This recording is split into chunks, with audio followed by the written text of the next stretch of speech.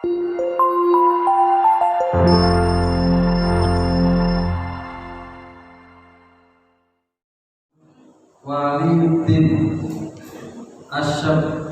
Asy'ari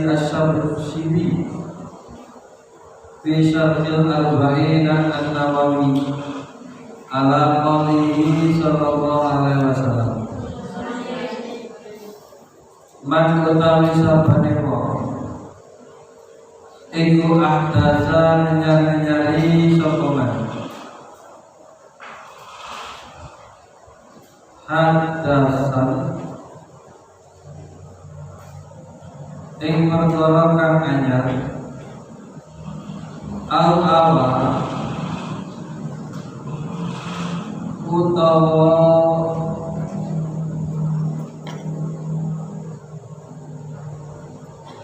ngayomi sapa man ludisan ing wong kang gawe perkara anyar wa alaihi mongko iku kedue man laknatullahi utawi laknate Allah. Iki ancamane wong sing gawe perkara anyar utawa nulungi wong sing gawe perkara anyar. Wa ta'ala lan manjing bil hadis ing dalam hadis apa al-qudu pira-pira akan al-fasidatu kang rusak. Wal-hukum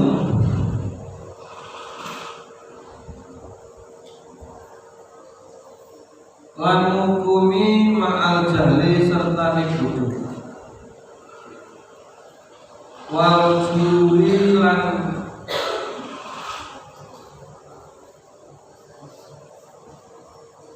nyeleweng wa nahu dzalika lan sepadane mungkono al-qudul fasidah ila akhir mimma bayane saking perkara la yuwafiqu kang ora cocok di man asyara ing syarat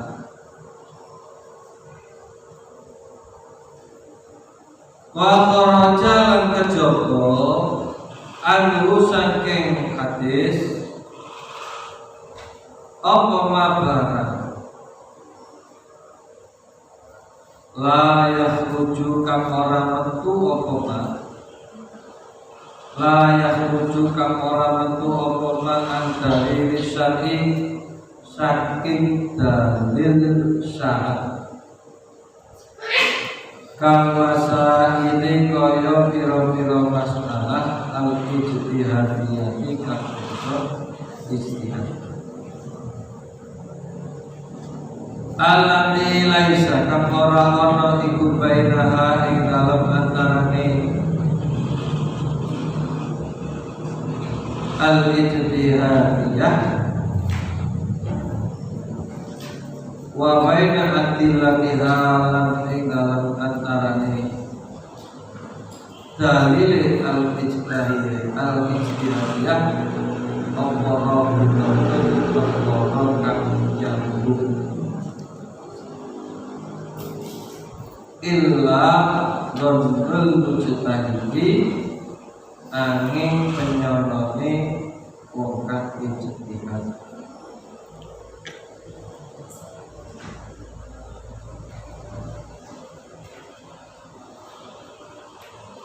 wa kitabatul musannifi lan oleh nulis wa kitabatul mustafi lan nulis mushaf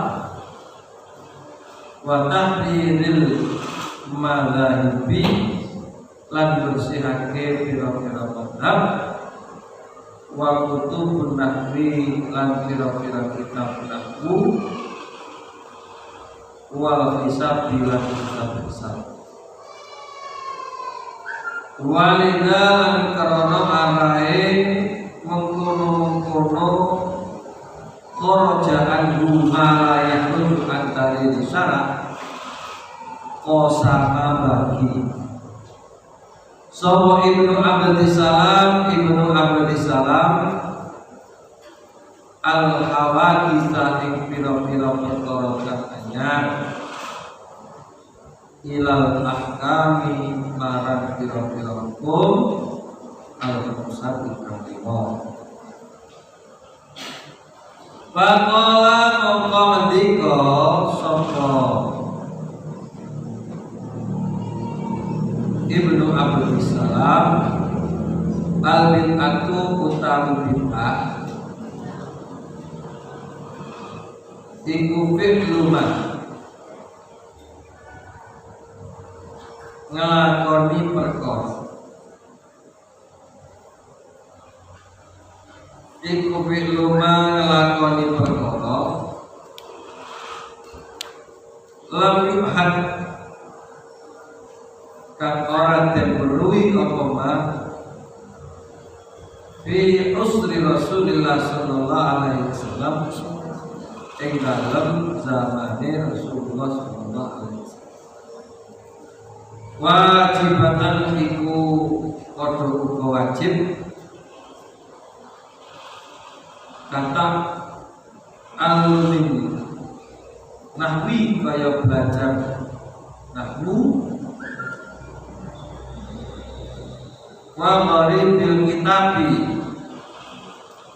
lan lafaz kang asing ing dalam kitab Al-Qur'an was sunnati lan sunnah mimma bayane saking perkara ya tawaqafu kang dadi kandhek apa fakus syariati paham syariat alaihi ing atas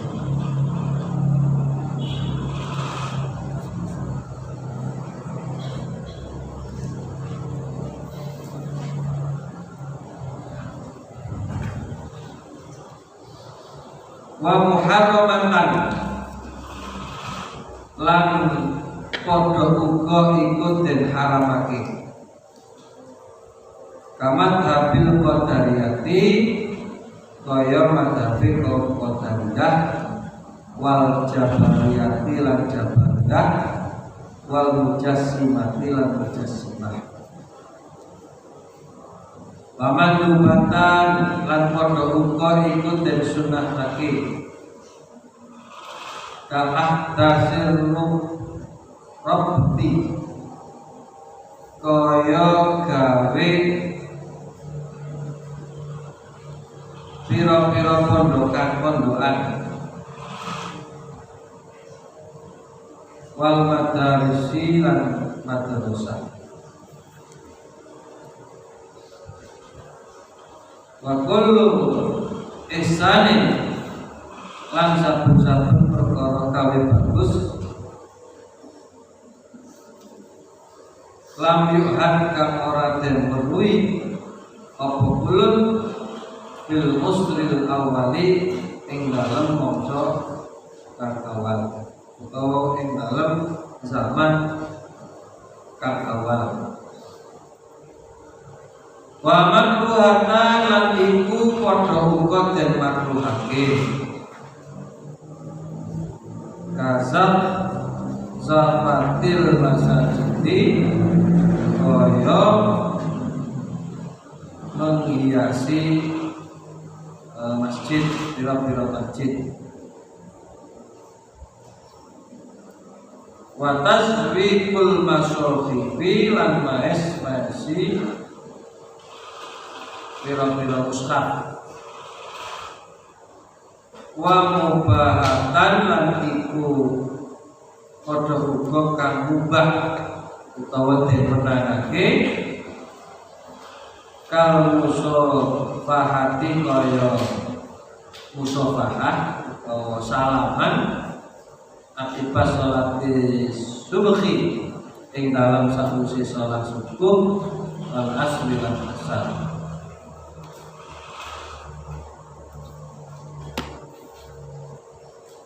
wa tawassul lan ngalam kajembaran fil makali ing dalem panganan wal masrobi lan minuman wal malbasi lan pakaian wa bairi dalika lan liyane mengkono makul wal masrob ila akhirih. Baida arabta moko ing dalem nalikane weruh sapa sira ma ing barang dukira kang den tutur apa ma ta'alam mongko ngerti sapa sira annama satemene barang kila kang den dawake apa anahu satemene apa anahu dawu anahu satemene ma iku bid'atun bid'ah katikha bisubhati katikha tisabhati kaya gawe tasbih wa talaffudi lan ngucap pakai lafaz atau mengucap biniati kelawan yang wa talili lan tahlil inda tasadduqi ing dalem nalikane sedekah anil mayyit saking mayit ma'a adamil mani ing dalem sertane ora anane perkara kang nikah anhu saking tasadduq ma'a adamil tasadduqi ma'a adamil mani ing dalem sertane ora anane perkara kang nikah anhu saking tasadduq wa ziyaratil kubur lan ziarah kubur wana midalika lan sepadane untuk itatus ittihadus sabha iku laisa ora ono apa dalik iku bibit aten kelawan aran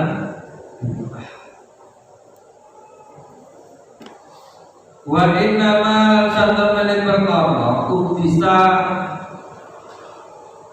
kang den anyar-anyari apa mbak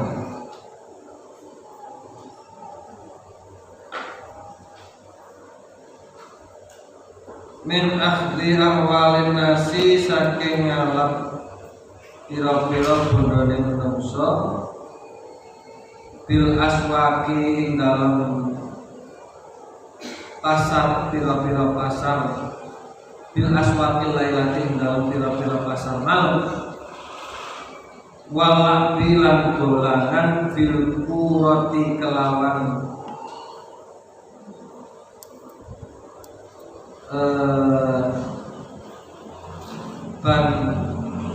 banding-bandingan wa ghairi dzalika lan liyane mengkono-mengkono akhdil amwalin nas bil aswaqil lailah iku min syaril bid'ah setengah saking luwih Allah-Allahne bid'ah iku min syaril bid'ah setengah saking Allah-Allahne bid'ah. Oke. Iki bab masalah bid'ah sing paling terakhir dan itu dijelaskan oleh Syekh Al-Alamah Muhammad Waliyuddin Asyabshiri itu mengatakan di dalam syarahnya kitab Arba'in Nawawi hadis man ahdasa hadasan au awa muhdisan fa alaihi laknatullah maka wala fil hadisil uqudul fasidah wal hukmu ma'al jahli wal juri wa nahmu dzalik mimma la yuwafiqu syara'. Di hadis yang berbunyi barang siapa yang membuat perkara baru atau menolong orang yang membuat perkara baru itu mendapatkan laknatnya Allah dan kelak di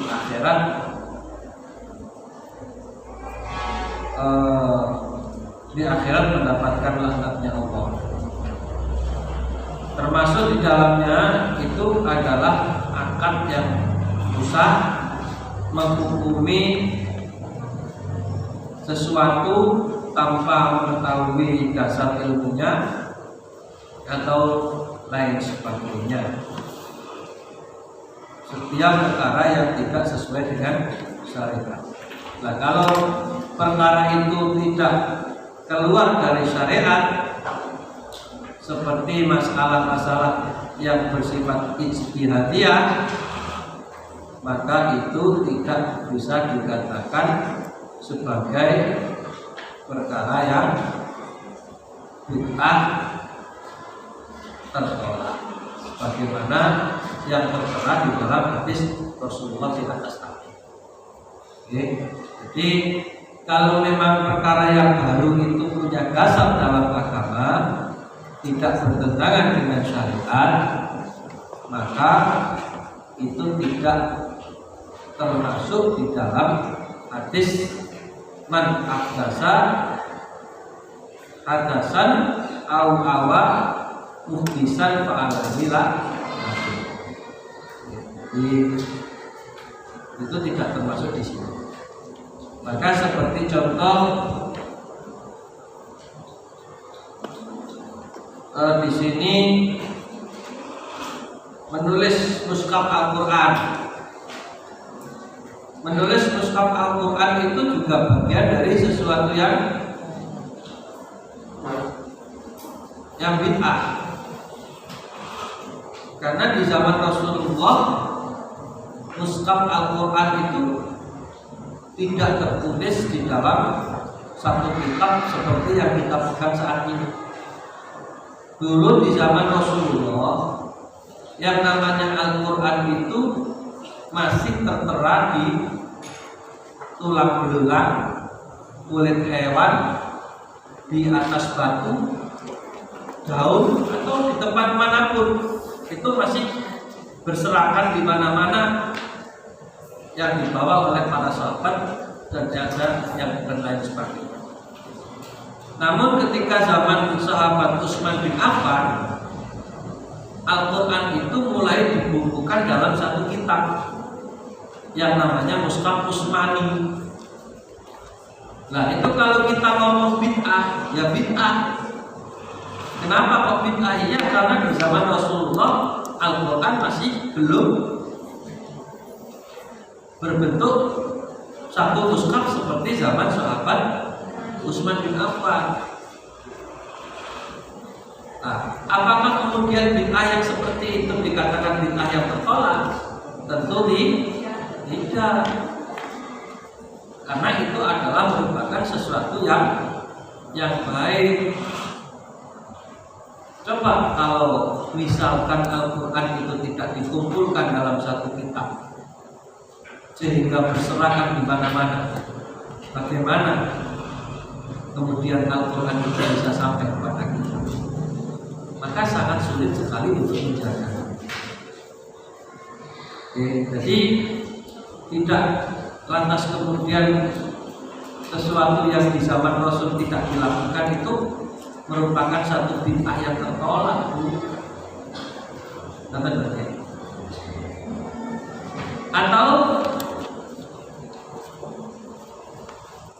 kitab nahwu, kitab-kitab yang menjelaskan tentang ilmu hisab, itu juga sesuatu yang tidak ada di zaman Rasulullah. Lantas kemudian apakah itu juga dikatakan bid'ah yang tertolak? Tidak. Kalau itu dikatakan bid'ah yang tertolak, terus bagaimana kita bisa mengetahui gramatika bahasa Arab kalau tidak ada ilmu itu? Jadi tidak bisa lantas semua yang tidak dilakukan di zaman Rasulullah itu dikatakan bid'ah yang tertolak. Contoh lain, sholat taraweh gitu kan. Sholat taraweh ini di zaman Rasulullah dilakukan secara sendiri-sendiri. Tidak ada sholat tarawih itu dilakukan dengan cara berjamaah di zaman Rasul. Baru sholat tarawih itu dikerjakan dengan cara berjamaah itu pada saat zaman sahabat Umar bin Khattab. Jadi zamannya kan Nabi benar jamaah sholat tarawih itu benar. Enten itu di zaman sahabat Umar bin Khattab. Makanya Umar bin Khattab dawuh dalam sebuah asarnya, nikmatul bid'ah hadi. Sebaik-baik bid'ah itu ya ini, kata sahabat Umar. Apa? Sholat tarawih dengan berjamaah. Nah kalau kemudian bid'ah itu semuanya tertolak, saya yakin Umar bin Khattab tidak akan pernah berani untuk melakukan sholat tarawih berjamaah. Kalau memang setiap bid'ah itu tertolak atau setiap bid'ah itu mesti maknanya jelek. Saya yakin sahabat Umar pasti tidak akan mau untuk melakukan sholat tarawih dengan jamaah. Dan seandainya sahabat Umar itu melakukan dengan cara berjamaah, saya yakin sahabat-sahabat yang lain pasti akan melarang. Seperti sahabat Utsman, sahabat Ali yang pada saat itu masih hidup, mereka pasti akan melarang apa yang dilakukan oleh sahabat Umar. Tapi nyatanya sholat tarawih dilakukan terus-menerus sampai hari ini dengan cara berjamaah. Inilah merupakan satu bukti bahwa tidak semua bid'ah itu tertolak.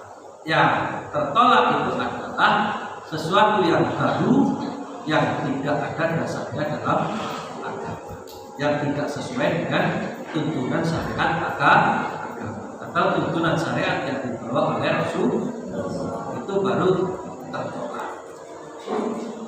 Juga misalkan seperti di sini ada pembagian bid'ah menjadi 5 sebagaimana hukum yang ada.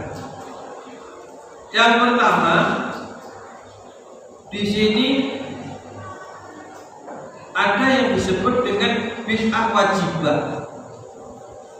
Bid'ah wajibah itu contohnya seperti belajar ilmu nahwu, belajar ilmu gharibul kitab, kata-kata yang sulit yang ada dalam Al-Quran ataupun dalam hadis. Itu adalah bid'ah yang wajibah. Kenapa pada dikatakan bid'ah wajibah? Ya karena memang di zaman Rasulullah kan belum ada ilmu nahwu. Maka ketika setelah zaman Rasulullah itu muncul namanya ilmu nahwu, di mana ilmu nahwu itu ada kaitannya dengan kita mempelajari isi kandungan ayat-ayat Al-Quran, kita mempelajari isi kandungan hadis Rasulullah, maka mempelajari ilmu nahwu itu juga bagian dari sesuatu yang wajib. Ma yatawassul ilal wajib bahwa wajib, sesuatu yang dapat mengantarkan kita untuk mempelajari sesuatu yang wajib, maka perkara yang mengantarkan itu hukumnya juga wajib. Mempelajari Al-Quran hukumnya wajib. Nah, bagaimana kita bisa mengetahui isi kandungannya Al-Quran kalau kita tidak mau belajar ilmu nahwu, ilmu sorof, ilmu yang berhubungan dengan ilmu ulumul Quran? Maka ketika mempelajari ilmu Al-Quran itu hukumnya wajib. Hal-hal yang berkaitan dengan Al-Quran itu pun juga hukumnya wajib. Itu walaupun di dalam persoalan wajibnya mempelajari ilmu nahwu ini dihukumi fardu kifayah, ya, dihukumi fardu kifayah. Secara gantiannya hukum itu adalah fardu kifayah. Kemudian ada juga yang disebut dengan bid'ah muharramah, bid'ah yang diharamkan, seperti madhabnya kaum Qadariyah, kaum Jabariyah, ataupun madhabnya kaum Mujassimah. Itu sesuatu yang baru di zaman Rasulullah belum ada. ketika Rasulullah sudah meninggal dunia, khususnya setelah zaman Sayyidina Ali karramallahu wajhah, itu muncul beberapa aliran agama seperti Qadariyah, Jabariyah, Mujassimah. Nah, itu sesuatu yang baru yang di sini dihukumi termasuk bid'atun muharramah atau bid'ah yang diharamkan. Ada juga bid'atun mandubah, bid'ah yang dihukumi sunnah. Seperti apa? Membangun masjid, membangun madrasah, membangun pondok untuk sarana belajar, untuk sarana mencari ilmu, itu termasuk dikategorikan bid'ah yang sunnah. Ada juga bid'ah yang makruhah, seperti menghiasi masjid. Menghiasi masjid secara berlebihan itu hukumnya makruh. Misalkan contoh, ada tulisan-tulisan Arab, itu banyak ya sebetulnya di beberapa masjid itu dalamnya ditulisi huruf-huruf Arab, lafaz-lafaz Arab atau kadang ayat-ayat Al-Quran. Itu tidak masalah, asalkan tidak sampai berlebihan. Kalau nanti sampai berlebihan atau bahkan terkadang sampai penuh masjidnya bertuliskan lafaz-lafaz Arab, itu menjadikan makruh. Kenapa kok makruh? Karena dengan banyaknya tulisan itu justru kadang menjadikan orang yang sholat itu tidak khusyuk. Namanya sembahyang, untuk terus orang pakai tulisan ini. Kadang-kadang konsentrasi ibadah hilang, malah kadang moco tulisan sing ana nggone masjid. Termasuk ketika sholat, maka sholat itu kan disunahkan pakai baju putih yang polos atau paling tidak tanpa ada tulisan, gambar dan lain sebagainya. Termasuk kalau perempuan pakai mukena itu putih, atau kalau mungkin yang tidak putih ya yang biasa saja, polos yang tidak aneh-aneh. Mengapa? Karena kalau nanti pakaian itu ada tulisan, ada gambar dan lain sebagainya, itu bisa jadi makruh karena bisa mengganggu konsentrasi orang lain dalam mengerjakan sholat. Ini harus diperhatikan. Jika sunnahnya pakai baju yang polos, kalau bisa berwarna putih. Termasuk mukena juga begitu. Warna apa pun itu warna boleh, tapi yang lebih baik berwarna putih, karena itu yang bersifat netral. Ada juga yang dikatakan bid'ah mubahah, bid'ah yang hukumnya mubah, yang diperbolehkan. Seperti apa? Orang yang sholat setelah, orang yang salaman setelah sholat. Jadi misalkan kita kalau habis sholat itu kan ada salaman-salaman, sambil kadang membaca sholawat. Itu kan di zaman Rasulullah tidak ada. Tapi seandainya itu kita lakukan, ya tidak masalah. Karena di dalam agama kita tidak melarang orang untuk mushafahah. Apa salahnya orang mushafahah sehabis sholat? Kalau memang sehabis sholat itu nggak boleh kita bersalaman, terus bagaimana sekarang orang yang habis sholat kemudian pergi ke toilet? Boleh apa enggak kira-kira? Sampai mari sembahyang langsung terus nang jeding. Oleh nama badan? Boleh nama badan? Sampai mantep sholat langsung buka Al-Quran, boleh apa tidak? Mari sholat langsung buka HP, boleh apa tidak? Kalau semua itu sehabis sholat boleh dilakukan, kenapa salaman tidak boleh? Kalau masih sholat itu baru dilarang. Sampai sholat tidak salaman, sholatnya sampean cek sholat tidak terus bayu nang jeding, Sholatnya batal. Sampai di sholat tetap terus buka HP. Sholatnya batal. Sampai mari sholat, sampai sedang sholat tetap terus buka Al-Quran. Sholatnya batal. Tapi kalau sudah di luar sholat, apapun yang dilakukan tidak masalah. Sehingga oleh itu mari sholat terus dijogos koncone, bukan oleh. Ya, mari sholat dan terus langsung nabok koncone itu mari terus nanti geger. Tapuk-tapukan soalnya sih ditapuk gak terima. Mari sembahyang kok terus nabok. Itu yang kamu. Kalau masalah salaman nggak apa-apa. Terus matawasuk bil makul makali wal mashrab wal malbas wa dzalika, menghiasi tempat makan, tempat minum, menghias baju yang dimiliki itu tidak masalah, itu hukumnya mubah. Itu hukumnya mubah. Gawe panggonane ngombe sing jembar, gawe panggonane mangan sing jembar, nenek mangan, nenek ngombe. Oh, gawe klambi sing jembar, mboten napa-napa. Sing penting iku klambine dhewe, klambine wong yo gak oleh ya. Kon.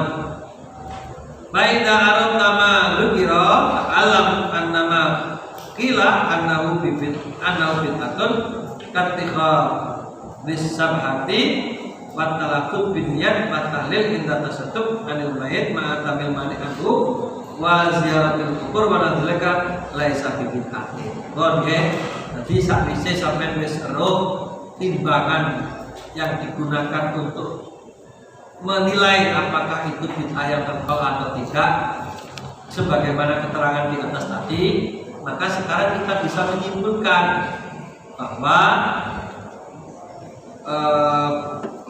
menggunakan tasbih pada saat zikir, melafadzkan niat, tahlilan, ya pada saat ada orang yang meninggal dunia bersamaan dengan mengeluarkan sedekah, asalkan di situ tidak ada yang melarang dalam arti yang menghalang-halangi untuk mengeluarkan sedekah itu, termasuk ziarah kubur, maka itu semuanya tidak bisa semuanya tidak dikatakan bid'ah.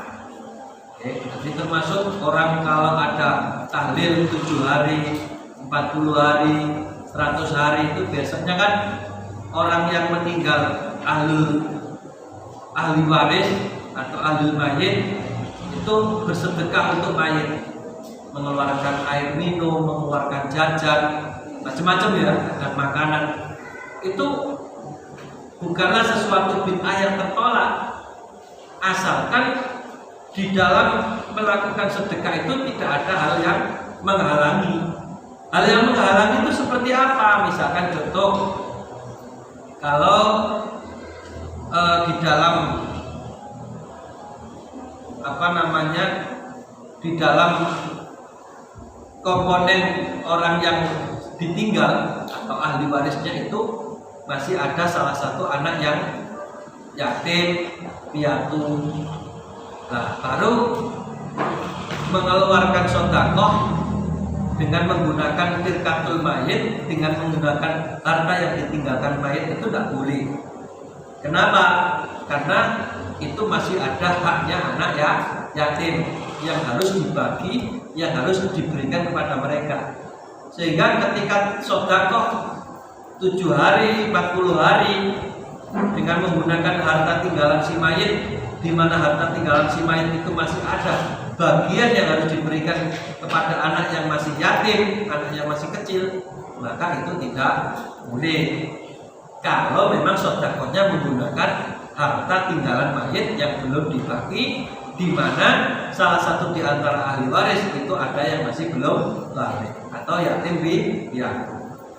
Tapi kalau itu diambilkan dari harta yang lain, misalkan bukan harta dari tinggalannya si mayit, maka itu tidak tidak ada masalah, gitu loh ya. Atau mungkin itu sedekah diambilkan dari harta anak yang sudah mandiri, sebagai rasa terima kasih terhadap orang tua. Akhirnya ketika ada bacaan doa untuk orang tuanya yang sudah meninggal, maka anak yang sudah mandiri itu mengeluarkan hartanya untuk digunakan sedekah atas nama orang yang telah meninggal dunia. Maka itu tidak apa-apa. Itu lebih. Jadi ketika sedekah pada saat ada orang meninggal dunia, baik 7 hari, 40 ataupun yang lainnya, itu asalkan tidak ada sesuatu yang mencegah, sesuatu yang menghalang-halangi, maka itu tidak apa-apa. Kalau ada sesuatu yang menghalangi, yang mencegah, maka itu tidak diperbolehkan. Seperti saya contohkan tadi, sedekah itu menggunakan harta tinggalan mayit, di mana harta tinggalan mayit itu masih ada haknya anak yang masih kecil atau anak yang masih belum balik. Maka ketika sedekah menggunakan harta tinggalan mayit itu tidak diperbolehkan. Tapi kalau sedekah menggunakan harta di luar harta tinggalan si mayit, maka itu tidak apa-apa. Yang jelas membaca tahlil dan juga kalimat thayyibah untuk orang yang sudah meninggal dunia itu hukumnya bukan bagian dari bid'ah yang bahkan itu dianjurkan, karena di dalam bacaan tahlil itu ada kalimat-kalimat thayyibah, di mana bacaan kalimat thayyibah termasuk bacaan tahlil kalimatul la ilaha illallah itu merupakan bacaan yang sangat dianjurkan sebagai bentuk doa kita kepada orang-orang yang telah meninggal dunia. Begitu guys. Barangkali itu anak-anak untuk pertemuan hari ini saya tidak menemukan yang lebih, karena ini sudah pas pasal. Insya Allah akan kita bahas di pertemuan besok. Insya Allah. Mungkin musik manfaat itu bermanfaat. Al-Fatihah.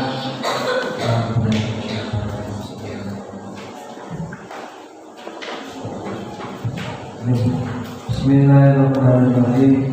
Subhanallah wa bihamdihi, asyhadu an la ilaha illa anta, subhanallah wa bihamdihi, asyhadu an la ilaha illa anta, astaghfiruka wa atubu ilaik. Subhanallah wa bihamdihi, asyhadu an la ilaha illa anta, astaghfiruka wa atubu ilaik. Rabbil wa ila husna hurmati wa isna fi qati wa mu'afati ya ilahi bismillahirrahmanirrahim.